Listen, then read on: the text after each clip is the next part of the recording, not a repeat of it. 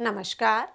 CEC live lecture में आप सभी का हार्दिक स्वागत है। मैं प्रोफेसर अनुपम शर्मा, अध्यक्ष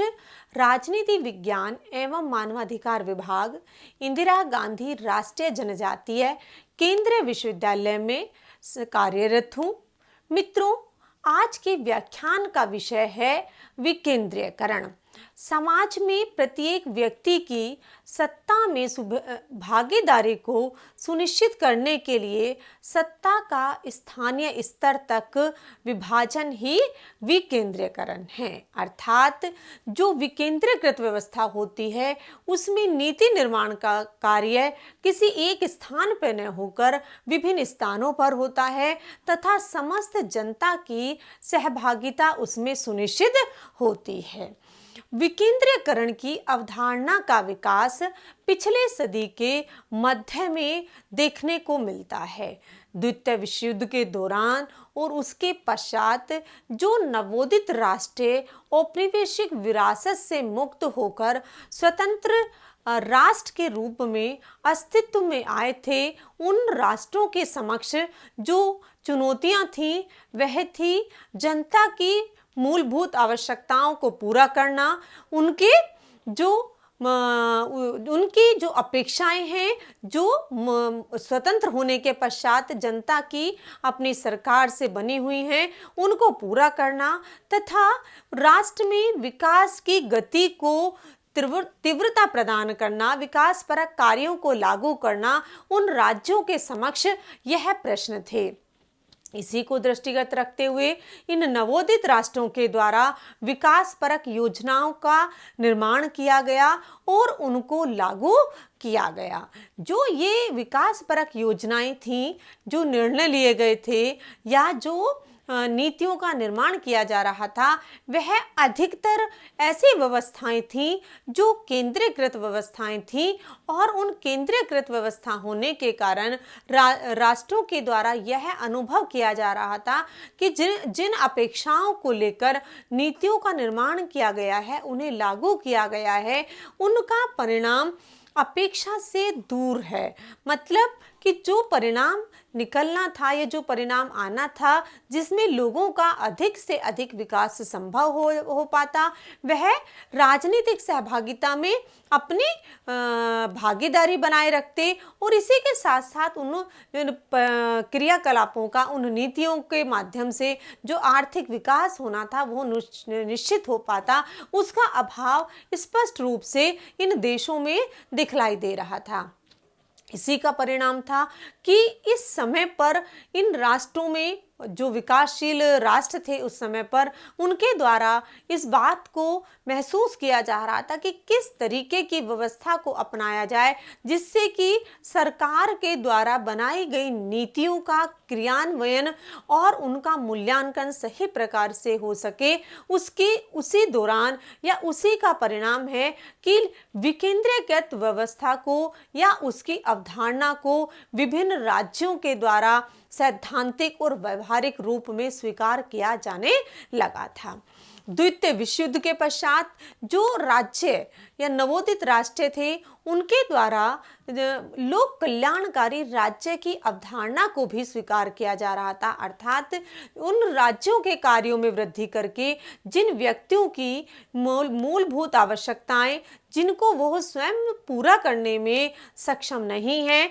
या उन्हें सरकारी सहायता की आवश्यकता है, उनको सरकार के द्वारा सहायता उपलब्ध कराई जा सके। समाज के उन वर्गों को जो आर्थिक रूप से पिछड़े हुए हैं या सामाजिक और राजनीतिक रूप से पिछड़े हुए हैं, उनके लिए इस तरीके के कार्यक्रम बनाए जाएं, नीतियां बनाई जाएं और उन्हें सरकार के द्वारा लागू करके इस वर्ग का विकास संभव किया जा सके।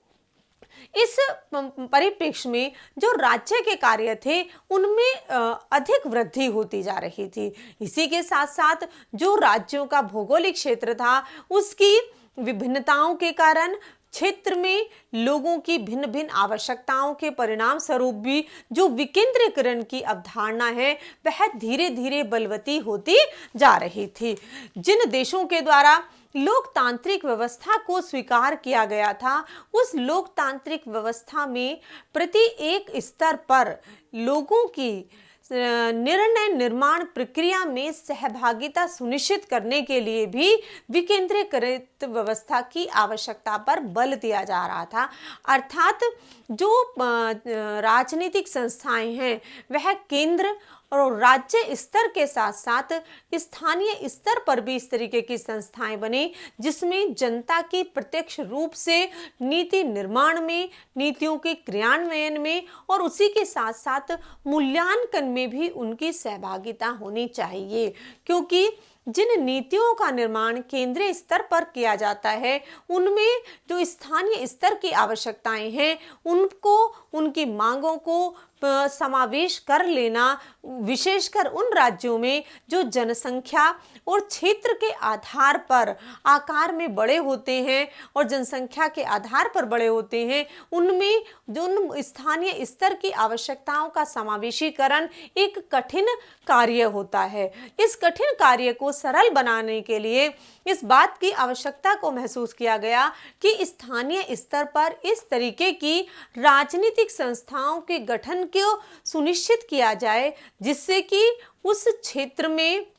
उस स्थानीय स्तर पर जो लोग हैं वो स्वयं अपनी आवश्यकता अनुसार अपनी नीतियों का निर्माण कर क्रियान्वयन कर सकें, जिससे कि अधिक से अधिक लाभ उस स्थानीय स्तर की जनता को वहीं पर मिल सके। यद्यपि इस क्षेत्र में सरकार के द्वारा जो कार्य किए जा रहे थे उनको तीव्रता प्रदान करना भी एक उद्देश्य था। सरकार के द्वारा जो विकासपरक योजनाएं लागू की जा रही थी उनको किस तरीके से स्थानीय स्तर पर बेहतर तरीके से लागू किया जाए, तो जो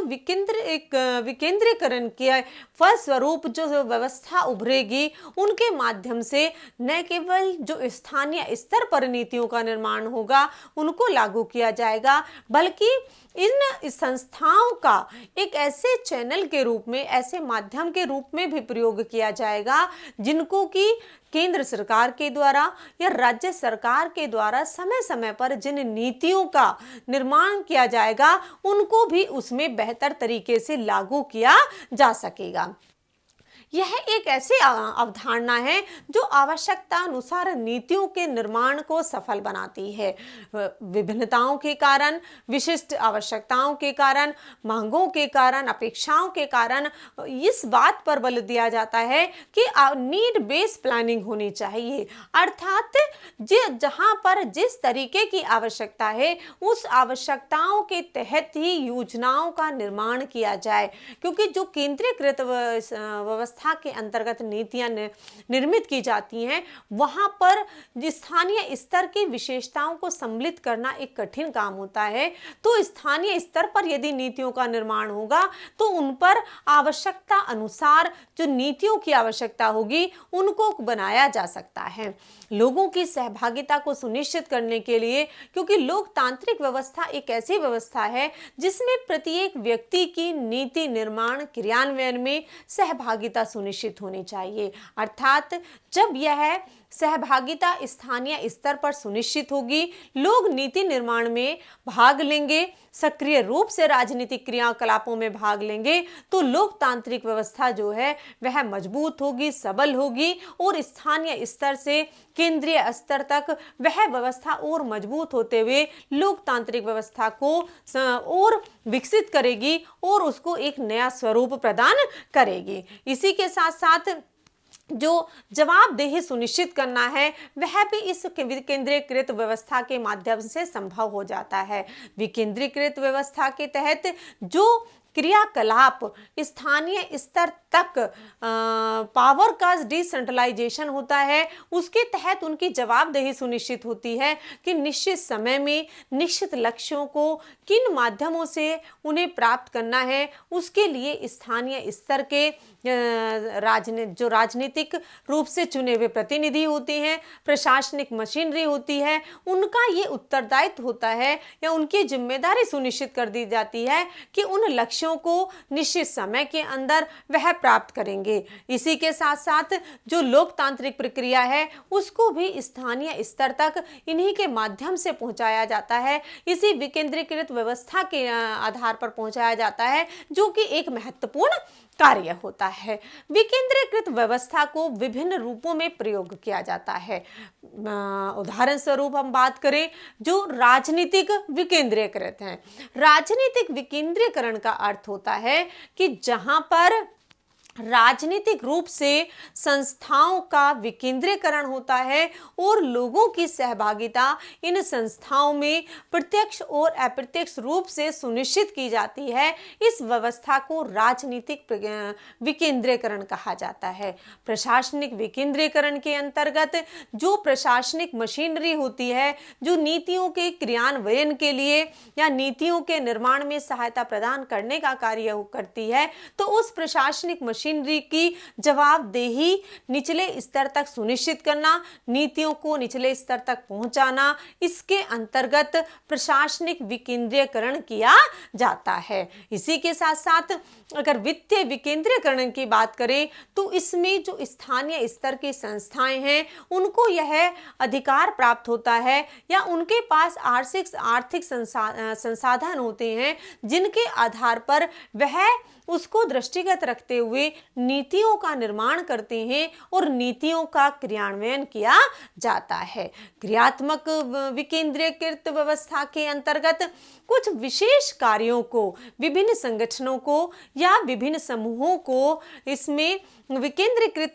कर दिया जाता है या उसको वो कार्य जो हैं वो असाइन कर दिए जाते हैं और उन संगठनों के द्वारा, उन समूहों के द्वारा उन कार्यों को नेचर के आधार पर संपादित किया जाता है। तो इस तरीके की जो व्यवस्था है उसके अंतर्गत विकेंद्रीकरण के भिन्न भिन्न स्वरूप विभिन्न देशों में, विभिन्न शासन व्यवस्थाओं में और विशेषकर लोकतांत्रिक व्यवस्थाओं में स्पष्ट रूप से देखने को मिलते हैं।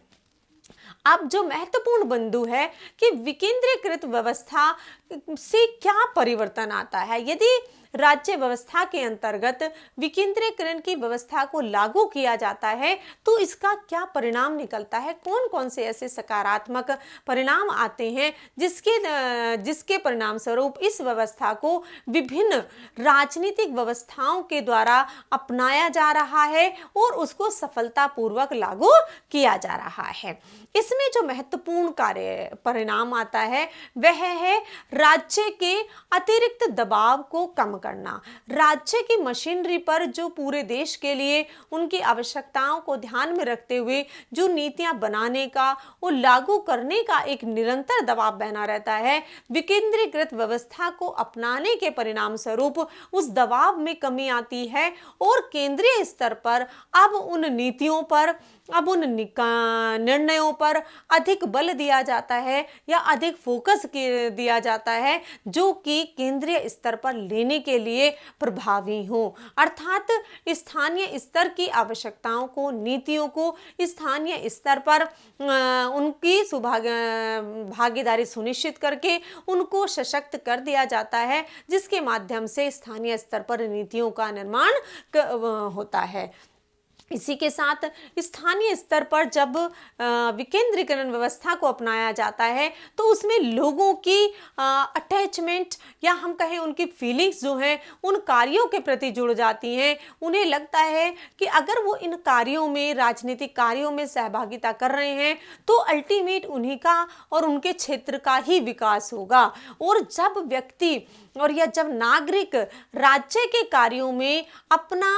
संबंध बना लेते हैं, उसमें सहभागिता करने लगते हैं, तो निश्चित रूप से उन कार्यक्रमों की सफलता बढ़ जाती है। क्योंकि पिछली सदी के दौरान विभिन्न देशों में यह देखा जा रहा था, या उन घटनाओं का जब विश्लेषण किया गया तो यह पाया जा रहा था कि सरकार के द्वारा बहुत विकास की योजनाएं चलाई गई थी, उन्हें लागू किया गया था, परंतु जनता की सहभागिता के अभाव के कारण वह नीतियां अपेक्षा से के अनुकूल परिणाम नहीं दे सकी थी। तो वही जो अंतर है जिसमें जनता का उन नीतियों के साथ उनका इमोशनल अटैचमेंट, उनके स्वयं का विकास, उनके क्षेत्र का विकास, जब वो उससे स्वयं जुड़ जाते हैं तो नीतियों की सफलता बहुत कुछ सीमा तक सुनिश्चित होती चली जाती है।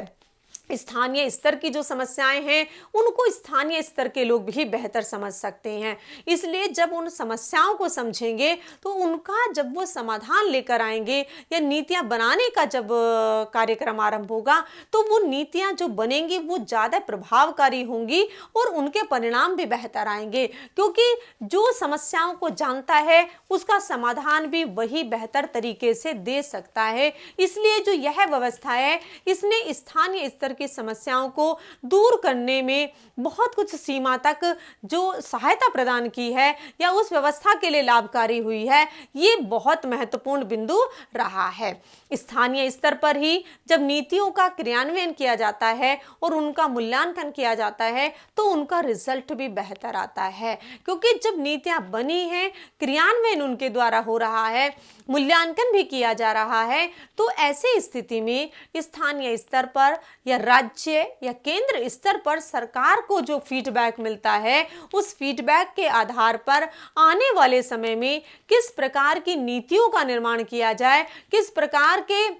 जो फीडबैक है उसको सम्मिलित करते हुए नीति निर्माण में उसको समावेश करते हुए अब भविष्य की नीति के लिए उनको दृष्टिगत रखते हुए नीतियों का निर्माण किया जाएगा, तो निश्चित रूप से जो नीतियां बनेंगी उनका क्रियान्वयन का परिणाम भी बेहतर ही आएगा। विकेंद्रीकृत व्यवस्था के अंतर्गत जो अभिप्रेरण और प्रभावशीलता की गति है वो भी बढ़ जाती है, लोगों को मोटिवेशन मिलता है, लोग मोटिवेट होकर स्वयं आगे आते हैं, और जब वो स्वयं मोटिवेट होकर आगे आते हैं तो उसके परिणाम भी उससे बेहतर होते हैं जो कि नीतियां ऊपर से लागू की जाती हैं। अर्थात जो टॉप टू बॉटम की पॉलिसी है उसके स्थान पर अब बॉटम टू टॉप की तरफ चलते हुए निचले पायदानों से ऊपर की ओर चलते हुए नीतियों का निर्माण किया जाता है और उन्हीं की लगातार मॉनिटरिंग की जाती है, क्योंकि जो सरकार के द्वारा केंद्रीकृत व्यवस्था के तहत नीतियों का निर्माण किया जाता है और उनका मूल्यांकन किया जाता है, तो उसके लिए जो मशीनरी होती है वह केंद्रीय स्तर पर या राज्य या प्रांतीय स्तर पर होती है। परंतु विकेंद्रीकृत व्यवस्था में जो मशीनरी होती है मूल्यांकन हेतु वह स्थानीय स्तर पर भी होती है, तो वो जो मूल्यांकन में निरंतरता बनी रहती है वह निरंतर चलता रहता है, लोग उससे जुड़े रहते हैं, तो यह मॉनिटरिंग की और मूल्यांकन की पद्धति विकेंद्रीकृत व्यवस्था को और मजबूत बना देती है। अर्थात एक उसमें निरंतरता बनी रहती है और निरंतरता का परिणाम होता है कि जिस निश्चित अवधि को लेकर इन नीतियों का निर्माण किया जाता है उस निश्चित अवधि में ये नीतियां अपने सफल लक्ष्य को प्राप्त कर लेती हैं या उस तरफ अग्रसर हो जाती हैं। इसी के साथ बेहतर समन्वय को स्थापित किया जाता है कि जो समन्वय है शासन के और जनता के मध्य में उसको और बेहतर बनाया जाए या वह बेहतर बन जाता है। सरकारों के स्तर यदि कम होते हैं तो सरकार का जनता तक पहुंचना भी उतना ही कठिन हो जाता है या दूरी बनी रहती है। ये दूरी समय अभाव के कारण, स्थानीय स्तर पर आवश्यकताओं के कारण, राजनेताओं का न पहुंच पाना या नीति निर्माण के कार्यों में लगे हुए लोगों तक ना पहुंच पाना एक प्रमुख समस्या बना रहता है। अर्थात जनता और सरकार के अंगों में दूरी बनी रहती है। तो इस व्यवस्था के तहत, विकेंद्रीकृत व्यवस्था के तहत इस दूरी को कम किया जाता है और सरकार और नागरिक दोनों एक बहुत पास आ जाते हैं, जो कि लोकतांत्रिक व्यवस्था को मजबूत करते हैं। लोकतांत्रिक व्यवस्था की जो एक और विशेषता होती है कि जनता और सरकार के मध्य निरंतर संवाद बना रहे। यह संवाद विभिन्न माध्यमों से हो सकता है, जिसमें विकेंद्रीकृत व्यवस्था एक महत्वपूर्ण साधन के रूप में कार्य करती है। इसमें जनता स्थानीय स्तरों के माध्यम से, जो राज्य स्तर पर इकाइयां हैं, सरकारें हैं, या केंद्रीय स्तर पर सरकारें हैं, उनके माध्यम से निरंतर जुड़ी रहती है। अर्थात ये तीनों अंग मिलकर एक अंग के रूप में कार्य करते हैं और जो भी विकास के लिए योजनाएं बनाई जाती हैं उनको बेहतर तरीके से लागू करने का कार्य करते हैं। तो ये जो लोकतांत्रिक व्यवस्था को मजबूती प्रदान करता है, ये भी महत्वपूर्ण है। इसी के साथ साथ जो सबसे महत्वपूर्ण है वह है people's participation in the government functions और इन द पॉलिसी एग्जीक्यूशन, कि सरकार के कार्यों में भी उनकी सहभागिता है, नीति निर्माण में भी उनकी सहभागिता है और नीतियों के क्रियान्वयन में भी उनकी सहभागिता है, जो कि सदशासन का अर्थात सुशासन की एक महत्वपूर्ण विशेषता मानी जाती है। सुशासन के लक्ष्य को प्राप्त करने के लिए ये महत्वपूर्ण होता है कि लोक प्रशासन के क्षेत्र में जनता की भागिता हो। जनता विभिन्न माध्यमों से, विभिन्न चैनलों से, विभिन्न स्थानीय संस्थाओं के माध्यम से सरकारी क्रियाकलापों में अपनी सहभागिता सुनिश्चित करती हो, उनमें भाग लेती हो और उन्हें अधिक प्रभावी बनाने का कार्य करती हो। ये स्थानीय स्तर पर जो विकेंद्रीकृत व्यवस्था को अपनाया जाता है, उसके तहत जो सरकारें होती हैं उनको भी सहायता प्रदान की जाती है। समय समय पर केंद्र में और राज्य स्तर पर जो नीतियों का निर्माण होता है, जो आंकड़ों की आवश्यकता होती है, उन आंकड़ों को स्थानीय स्तर पर विकेंद्रीकृत व्यवस्था के तहत उनको एकत्रित करना, उनको मेंटेन करना, इसी के साथ साथ जहां पर भी उनकी आवश्यकता है, स्थानीय स्तर पर तो उनका प्रयोग किया ही जाता है, लेकिन स्थानीय स्तर के साथ साथ राज्य स्तर पर या केंद्रीय स्तर पर सरकारों को जब भी नीति निर्माण के लिए आंकड़ों की आवश्यकता होती है, तो उन आंकड़ों का सतही स्तर पर एकत्रीकरण, उनका विश्लेषण इन विकेंद्रीकृत व्यवस्था के तहत मिलता है, जो नीति निर्माण में बहुत ही सहायक होता है। इसी व्यवस्था के परिणाम स्वरूप जो बड़ी राजनीतिक व्यवस्थाएं हैं, जहां पर जनसंख्या अधिक है, जहां पर भौगोलिक दृष्टिकोण से विविधता है, जहां पर जो आवश्यकताएं हैं, क्षेत्रगत आवश्यकताएं भिन्न भिन्न हैं, संस्कृति के आधार पर भिन्नता है, आर्थिक विकास की मांग भी भिन्न है, क्योंकि हर राजनीतिक व्यवस्था में भौगोलिकरण विशेषता के कारण और इसी के साथ साथ सामाजिक एवं सांस्कृतिक परिदृश्य भिन्न भिन्न होने के कारण वहाँ की आवश्यकताएं भी भिन्न होती हैं। तो विकेंद्रीकृत व्यवस्था उन परिदृश्यों में वहाँ पर आवश्यकताओं को पूरा करने के लिए एक बेहतर व्यवस्था के रूप में कार्य करती है, जो इन सारी व्यवस्थाओं को बनाए रखते हुए उनको संरक्षण प्रदान करते हुए उनके प्रोत्साहन का कार्य भी निरंतर करती है। इसी का परिणाम है कि इस व्यवस्था को विश्व भर में जो विशेषकर लोकतांत्रिक व्यवस्थाएं हैं उनके द्वारा स्वीकार किया जा रहा है और उन्हें व्यवहार में अपनाया जा रहा है। उसी का परिणाम है विशेषकर जो नवोदित राष्ट्र हैं उनमें कि इस व्यवस्था के तहत जो विकास की गति है वह भी तीव्र हो रही है, या उन राष्ट्रों में विकास जो है वह अब और अधिक होता जा रहा है और उनकी व्यवस्थाएं मजबूत हो रही हैं। जहां पर इस व्यवस्था के तहत बहुत सारे सकारात्मक परिणाम हमें देखने को मिलते हैं, लेकिन कभी कभी इस व्यवस्था के तहत यह भी समस्या आती है कि इसमें डिसीजन लेने में बहुत अधिक समय लग जाता है। अगर एक प्रकार का डिसीजन केंद्रीय स्तर पर लेना है और इस तरीके की केंद्रीकृत व्यवस्था के विपरीत जो विकेंद्रीकृत व्यवस्था होती है वहां पर जो समय अधिक लगता है और एकीकृत व्यवस्था को स्वीकार करना एक चुनौतीपूर्ण कार्य बना रहता है। इसके लिए एक ऐसी मशीनरी, प्रशिक्षित मशीनरी की आवश्यकता होती है। वो राजनीतिक मशीनरी भी है, वो प्रशासनिक मशीनरी भी है, जो उस क्षेत्र में पारंगत हो, विशेषज्ञ हो, प्रशिक्षित हो, जो स्थानीय स्तर की आवश्यकताओं को ध्यान में रखते हुए नीति निर्माण में सहयोग कर सके और उसी के साथ साथ नीतियों के निर्माण के साथ उन्हें लागू करे और वहां पर जनता की सहभागिता को भी बनाए रखते हुए, उसे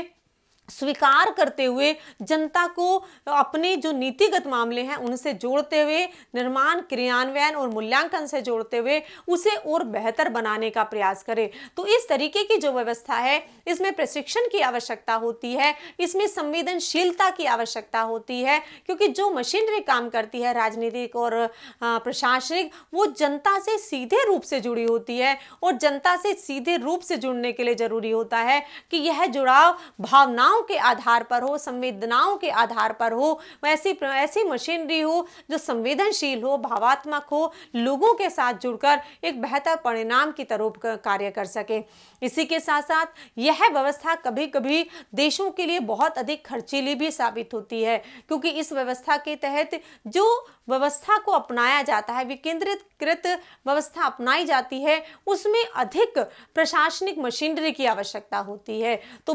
प्रशासनिक मशीनरी का भर्ती करना, उसके अनुसार समय समय पर प्रशिक्षण प्रदान करना, उन क्षेत्रों में उनका सफलतापूर्वक कार्य करना, ये सारे कार्य जो है वो सरकार के लिए कभी कभी